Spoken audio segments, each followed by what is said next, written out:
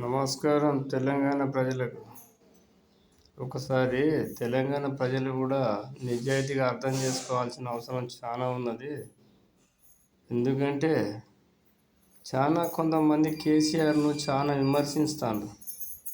ఒక తెలంగాణ వచ్చిన 10 సంవత్సరాలలో ఎంత డెవలప్మెంట్ అయిందో మన తెలంగాణ, మన అభివృద్ధులు ఎలాంటి డెవలప్మెంట్ అయినాయో ఒక్కసారి ఆలోచన చేసుకోవాల్సిన చాలా అవసరం ఉన్నది. ఏంద్రబాయ్ అనవసరంగా కేసీఆర్ మీద నిందలు పోపుతాను. ఒక కాళేశ్వరం ప్రాజెక్టులో ఒక మోటార్ కాలిపోయింది, దాన్ని అల్లిమని చెప్పుకో రేవంత్ రెడ్డి సార్, అల్లిపో ఎంత అయిందో దానికి. ఆ మోటార్ విలువ, ఆ మోటార్ కూడా కొనేసిన వాళ్ళు అసలు రైతుల కొరకు.